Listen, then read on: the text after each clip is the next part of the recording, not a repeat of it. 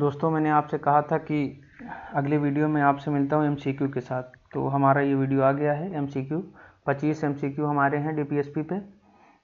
आपने जो चीज़ें उस पर देखी हैं, अगर आपका कॉन्सेप्ट उस पर क्लियर है तो आप अच्छी तरीके से अपनी तैयारी को जा सकते हैं कि हमारा कितना क्वेश्चन सही हो रहा है। ठीक, तो पहला सवाल हमारा आता है कि जो हमारा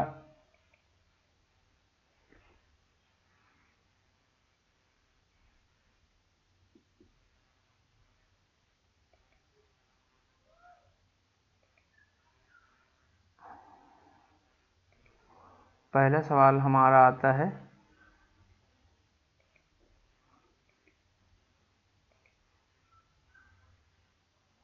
कि डीपीएसपी हमारा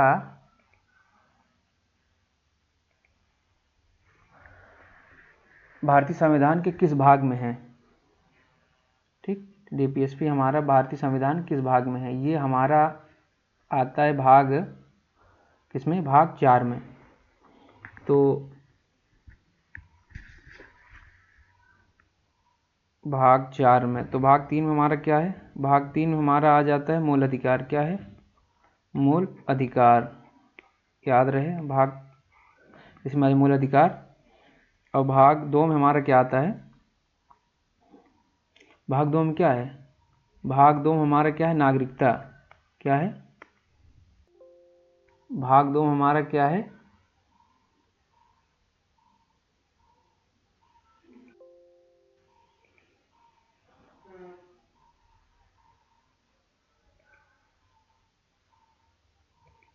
भाग 2 में हमारा है नागरिकता। ठीक,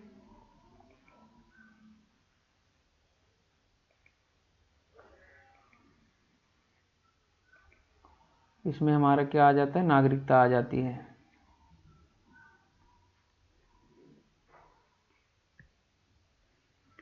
नागरिकता, ये जो हमारा ये क्वेश्चन ये सही है, भाग 4 में है। और भाग 5 में हमारा क्या है, भाग 5 में यूनियन की बात आ जाती है, संघ की बात आ जाती है, यूनियन, इसे हम क्या कहते हैं, संघ। ठीक, इसमें हमारा मूल अधिकार। ठीक, मूल अधिकार, ये नागरिकता आती है, इसमें क्या आती है, नागरिकता। ठीक ठीक, इससे आपका 4 क्वेश्चन क्लियर हो जाता है। फिर हमारा जो दूसरा क्वेश्चन है उसमें क्या कह रहा है क्वेश्चन कि डीपीएसपी का पूरा नाम क्या है। डीपीएसपी का पूरा नाम क्या है, डीपीएसपी का हमारा पूरा नाम क्या है, ये हमारा आ जाएगा ये क्या है, option number 3, directive principle of the state policy, जिसे हिंदी में क्या कहते हैं, क्या कहते हैं हिंदी में, इसे हिंदी में कहते हैं नीति निर्देशक तत्व। क्या, नीति निर्देशक तत्व, इसे नीति निर्देशक कहते हैं, नीति निर्देशक तत्व इसे बोला जाता है। ठीक, फिर हम आते हैं अपने तीसरे क्वेश्चन पे, डीपीएसपी की संविधान से अभिप्रेरित। मैंने उसमें आपको बताया था ना कि ये सारे क्वेश्चन बनते हैं कि संविधान से अभिप्रेरित है। डीपीएसपी हमारे किस संविधान से, ये है आयरलैंड के संविधान से। क्या है, आयरलैंड के संविधान से। और ये 1937 में, ये 1937 में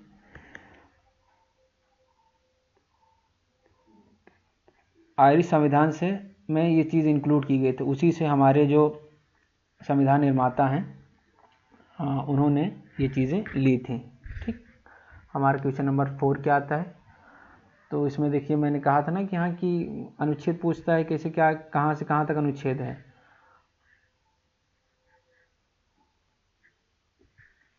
डीपीएसपी अनुच्छेद की संख्या क्या है, 36 से क्या है, 51 तक है हमारा। क्या है, 36 से 51 तक है डीपीएसपी की। ठीक, अगला क्वेश्चन हमारा क्या है, अगला क्वेश्चन, डीपीएसपी न्यायालय द्वारा लागू नहीं होते हैं। मैंने आपको उसमें बताया कि हाँ, बताया था कि हाँ कि लागू होते हैं कि नहीं होते हैं। ठीक, ऑप्शन नंबर 1, क्या संविधान ने मना किया है, ये नॉन जस्टिकेबल है, ये कानून नहीं, ये सरकार को अधिकार नहीं। क्या चीज़ इसका सही है, मैंने आपको बताया था ना कि ये क्या है, नॉन जस्टिकेबल हैं। क्या है, इनके बारे में कहा गया है नॉन जस्टिकेबल हैं, नॉन जस्टिकेबल हैं। मतलब कि कोई भी नागरिक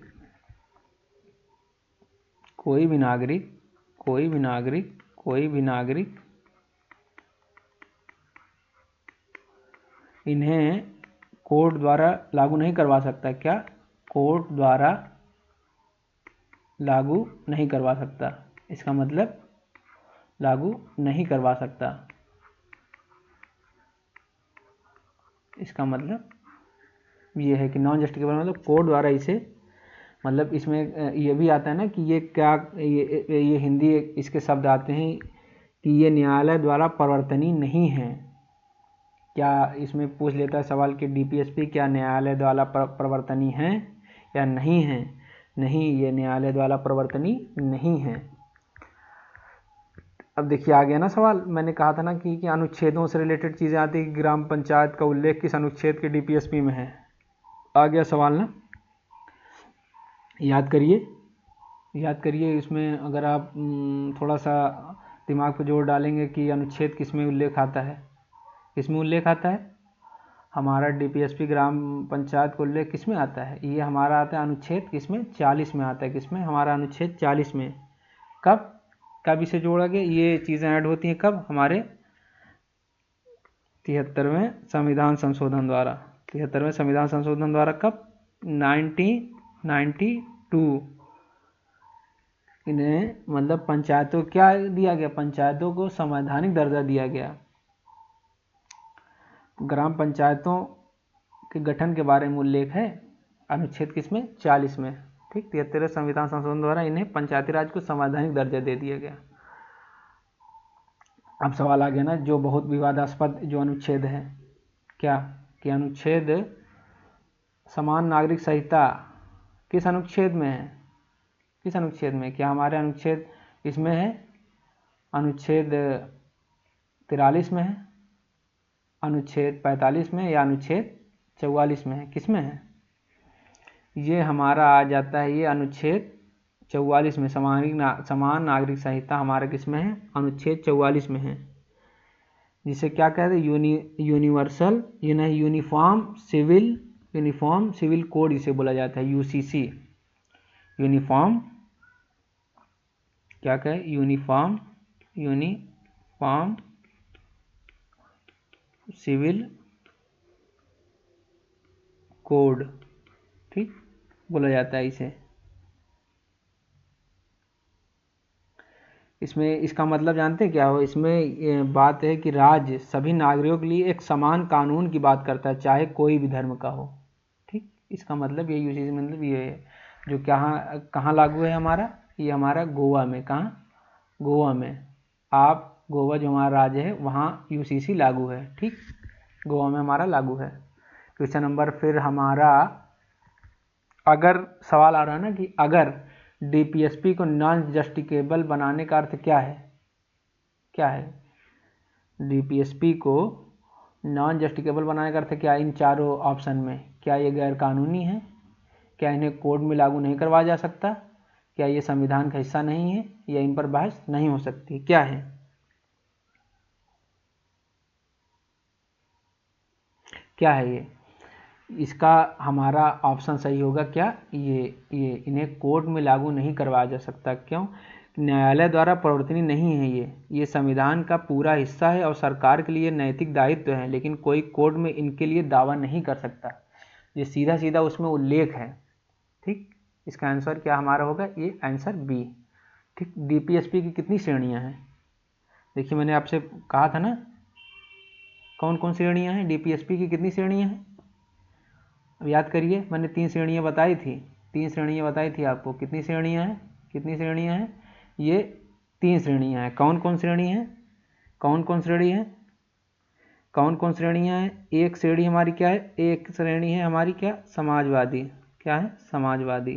ठीक, एक श्रेणी हमारी समाजवादी है। ठीक, दूसरी श्रेणी क्या है, गांधीवादी, क्या है, गांधीवादी, गांधीवादी। तीसरी श्रेणी क्या है, तीसरी श्रेणी क्या है, क्या क्या है, ये है हमारी है उदारवादी, उदारवादी क्या है, बौद्धिक, ये उदारवादी क्या है, बौद्धिक। तीसरी श्रेणी हमारी ये है 3। और समाजवादी में क्या बात की गई? समाजवादी श्रेणी में क्या चीज़ें आती हैं? जैसे समान वेतन इसमें आता है। क्या आता है? समान वेतन का उल्लेख किसमें है? इस श्रेणी में आती है। और गांधीवादी श्रेणी में क्या है? पंचायतों का उल्लेख, ग्राम पंचायतों का उल्लेख, ग्राम पंचायत का उल्लेख आता है इसमें, ग्राम पंचायत का उल्लेख। जबकि बौद्धिक श्रेणी में क्या चीज़ें आती हैं? जैसे यूसीसी, पर्यावरण, ये सब किस में आती हैं? ये सब चीज़ें हमारी आती हैं उदारवादी बौद्धिक श्रेणी में आती हैं। ठीक, फिर हमारा अगला क्वेश्चन क्या आता है? अगला क्वेश्चन देखिए आ गया ना, निम्न में से गांधीवादी डीएसपी नहीं है। सवाल आ गया ना, जो चीज़ें उसमें बताई थी क्या चीज़ें हैं, आ गई ना। क्या ग्राम पंचायत उसमें नहीं है, या कुटीर उद्योग नहीं है, या नशाबंदी नहीं है? आप उसमें देखेंगे वो सारी चीज़ें उसमें उल्लेख हैं, सारी चीज़ें। ये अभी देखिए ऊपर वाली स्लाइड में मैंने क्या बताया, जो 3 श्रेणियां बताई उसमें ये आती है हमारी, किस में आती है? इसे कहते हैं यूसीसी। ये है यूसीसी हमारी किस में आती है? यूसीसी हमारी आती है किसमें? उदारवादी बौद्धिक श्रेणी में। उदारवादी बौद्धिक श्रेणी में आती है, उदारवादी बौद्धिक श्रेणी में। ठीक, यही क्वेश्चन इसका सही नहीं है। ठीक, फिर आते हैं समान पारिश्रमिक से संबंधित डीएसपी में कौन सा अनुच्छेद है? अभी ऊपर मैंने बताया है, किसमें है याद करिए, किसमें है? देखिए उसमें पहले वाले वीडियो मैंने बताया समान पारिश्रमिक किससे रिलेटेड है। जो 3 मॉडल डीपीएसपी में आते हैं, आप नोटिस किए होंगे। क्या ये अनुच्छेद 38 में आता है, या अनुच्छेद 39D में आता है, या अनुच्छेद 42 में आता है, या अनुच्छेद 43 में आता है? ये किस में आता है? ये हमारा आता है अनुच्छेद 39D में आता है। क्या? समान वेतन के लिए, समान काम के लिए समान वेतन मिलेगा, चाहे पुरुष हो या महिला। इसी के आधार पर इक्वल रिम्यूनरेशन एक्ट 1976 बनाया गया था। क्या? 1976 में इक्वल रिम्यूनरेशन एक्ट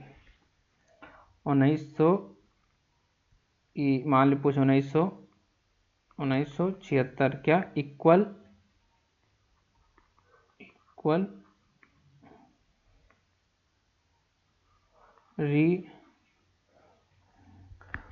वो हमारा वो कानून बनाया गया था 1976 में। ठीक, कहाँ चला गया यार? हाँ, ये 1976 में वो कानून बना था। ठीक है, इसका ऑप्शन नंबर बी सही है। ठीक, पर्यावरण संरक्षण का उल्लेख डीपीएसपी के किस अनुच्छेद में है? किस अनुच्छेद में है? क्या अनुच्छेद 47 में है, क्या अनुच्छेद 48 में है, या अनुच्छेद 48A में, अनुच्छेद 51 में है? किस में है?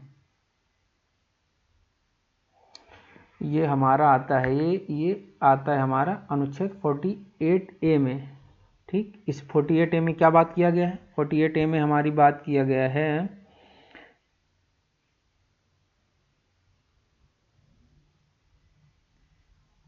वन संरक्षण। ठीक, संरक्षण, और क्या बात किया गया है? वन्यजीव सुरक्षा। ठीक, और इसे 42वें संविधान संशोधन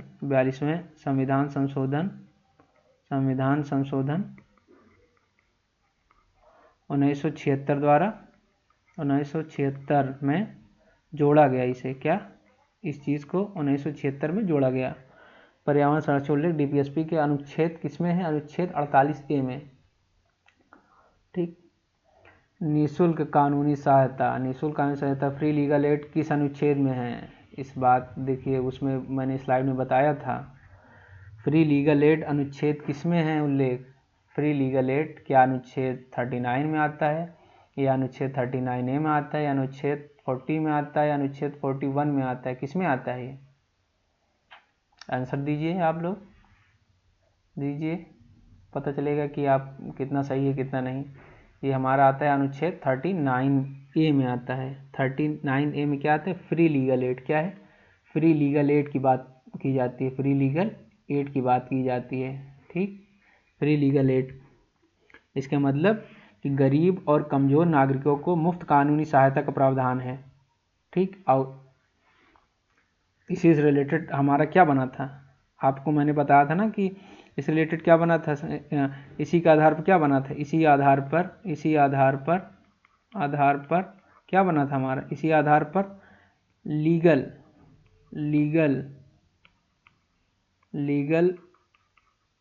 सर्विसेज अथॉरिटी एक्ट ये कब बना, 1987 में। इसी के आधार पर बना था। इसी को आम लोगों को जो गरीब हैं उन्हें फ्री लीगल एड कैसे मिले, उसके लिए कानून एक्ट बनाया गया 1987 का, लीगल सर्विसेज अथॉरिटी एक्ट। तो इसका कौन सा सही है, अनुच्छेद 39A।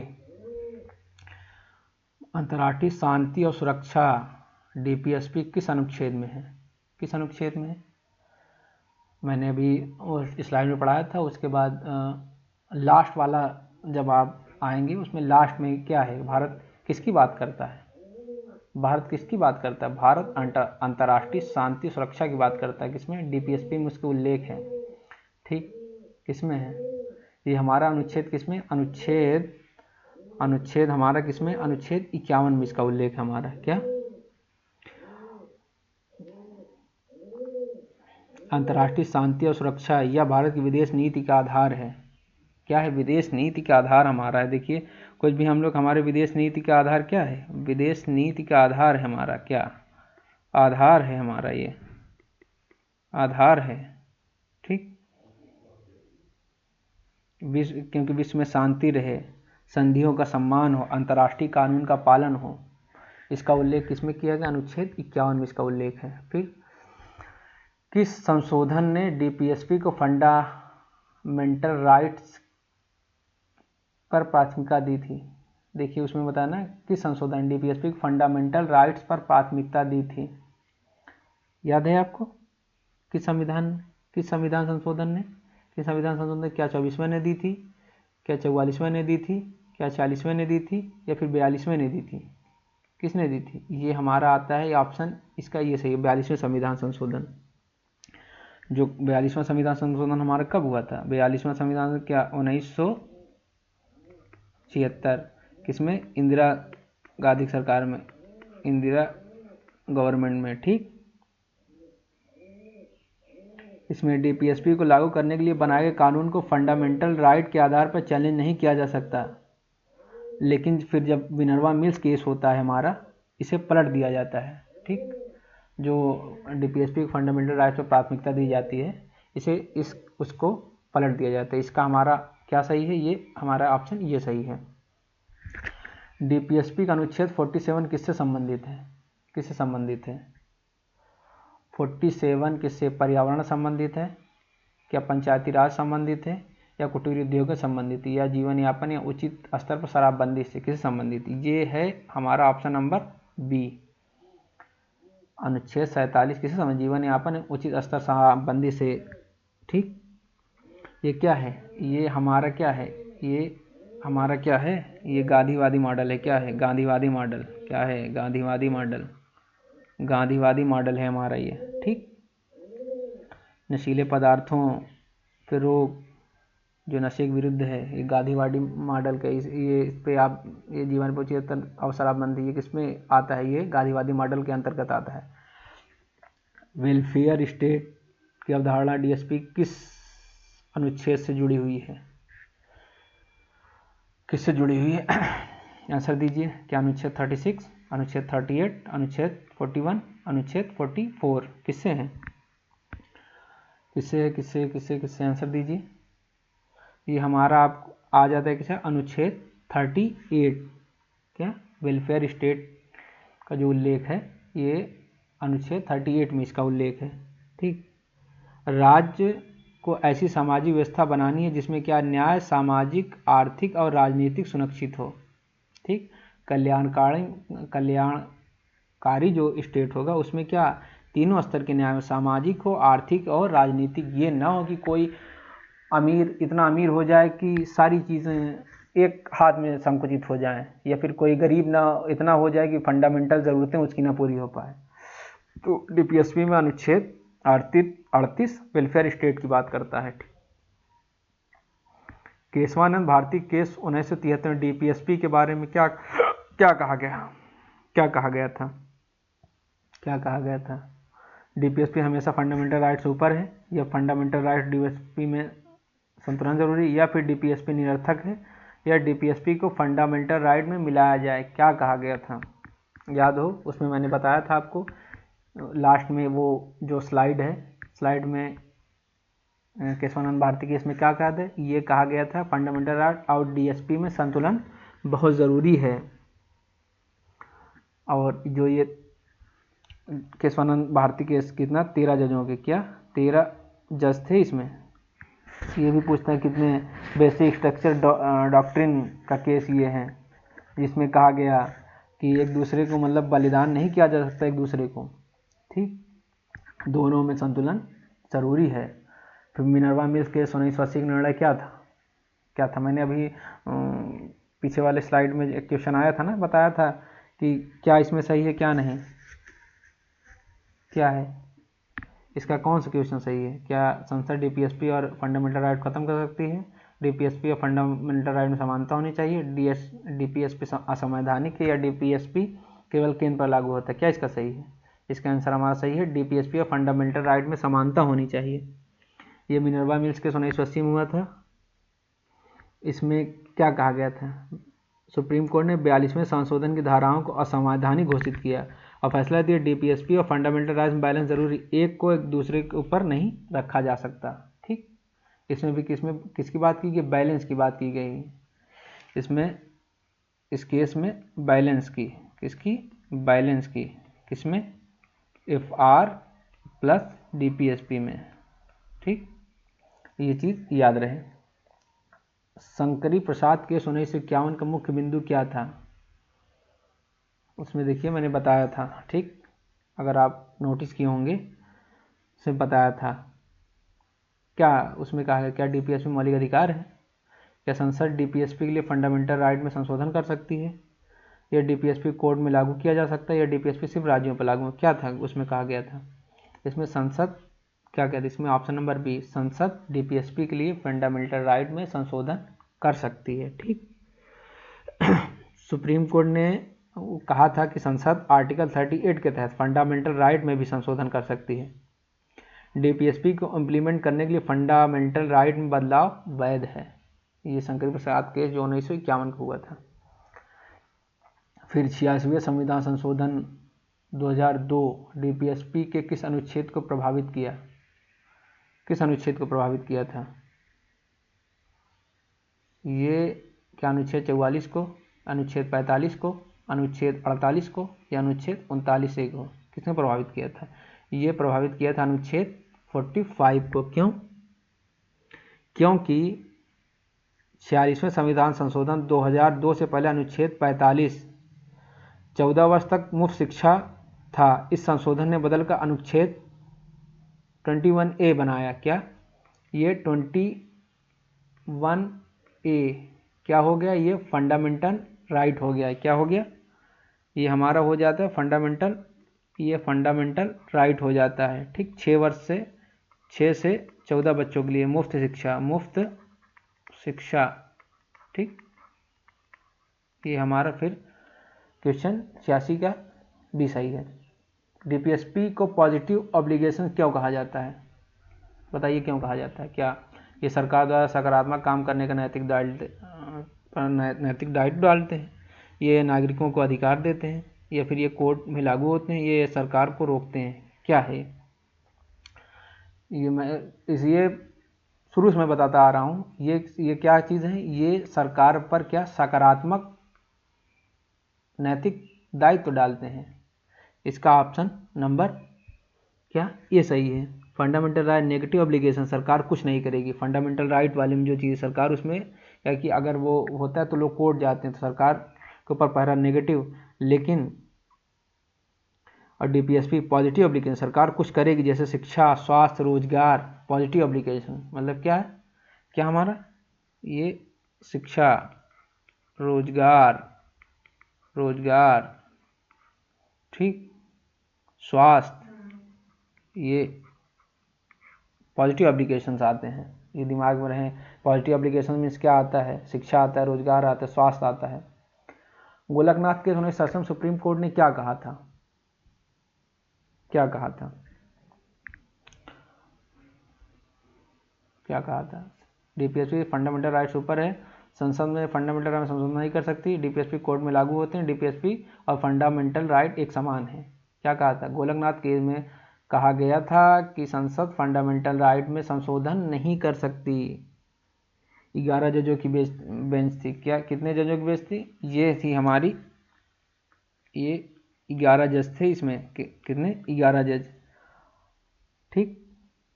सुप्रीम कोर्ट ने कहा आर्टिकल 368 ए के तहत फंडामेंटल राइट में संशोधन नहीं कर सकती कौन? संसद।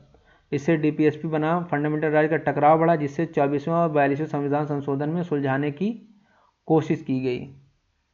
ठीक। आर्टिकल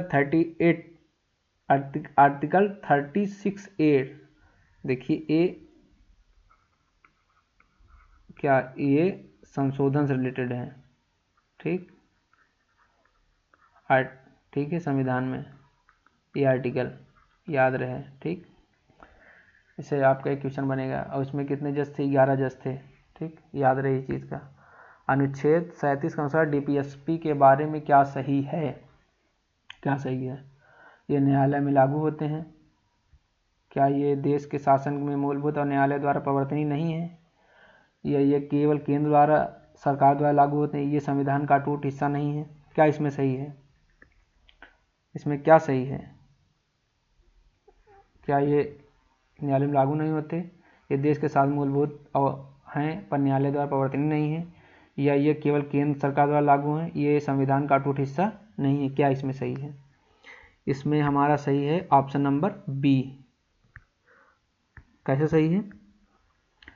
इसमें डीपीएसपी के प्रकृति के बारे में, इसके नेचर के बारे में बताया गया। क्या? प्रकृति के बारे में है। ठीक, यहाँ पर डीपीएसपी की दोहरी भूमिका आ जाती है। ठीक, फिर हम आते हैं अपने क्वेश्चन नंबर 25। डीपीएसपी को कॉन्साइंस ऑफ कॉन्स्टिट्यूशन किसने कहा? किसने कहा था? किसने कहा था? ये क्वेश्चन आता है। ये डीपीएसपी को conscience of constitution Jawaharlal Nehru कहते हैं, BR अम्बेडकर कहते हैं, डॉक्टर राजेंद्र प्रसाद कहते हैं, या ग्रैनविल ऑस्टिन कहते हैं? कौन कहते हैं? ये इसमें इसका ऑप्शन सही होगा, ये ग्रैनविल ऑस्टिन कहते हैं। इन्होंने भारतीय संविधान का बहुत विस्तृत अध्ययन किया था। जबकि इन्होंने क्या, डॉक्टर अम्बेडकर ने क्या कहा था डीपीएसपी को? नोवेल फीचर है। नोवेल फीचर, ये इसे कहते हैं क्या? Novel feature. नोवेल फीचर, इसे नोवेल फीचर कहते हैं। किसे? डीपीएसपी को। ये डीपीएसपी को ये नोवेल फीचर कहते हैं। कौन? BR अम्बेडकर। ठीक। जबकि ग्रैनविल ऑस्टिन इसे कॉन्साइंस ऑफ द कॉन्स्टिट्यूशन कहते हैं। तो दोस्तों मैंने आपसे कहा था ना कि पहले टॉपिक को कंप्लीट करवाएंगे, उसके अकॉर्डिंग फिर MCQ लगवाएंगे। तो पहले वीडियो में मैंने टॉपिक कवर करवाई है, उसे आप देख लीजिए। उसके बाद उसे देखने के बाद फिर आप आइए MCQ सॉल्व कीजिए। तब आपको मतलब उस वहाँ से जब आप क्लियर करके फिर इस पे आएंगे तो आपका सारा कॉन्सेप्ट क्लियर हो जाएगा। सारी चीज़ें आप इस 25 क्वेश्चन के बाहर हायर में या फिर कोई भी एग्ज़ाम होगा, इससे बाहर जाएगा ही नहीं। ये गारंटी के साथ में कहते हैं, इससे बाहर जाएगा ही नहीं। ठीक, जाएगा ही नहीं। तो दोस्तों आप लोगों का शुक्रिया। और एक चीज़ और आपसे कहेंगे कि हमारे चैनल को लाइक कीजिए, शेयर कीजिए, सब्सक्राइब करवाइए। ठीक, आपसे निवेदन है कि जिससे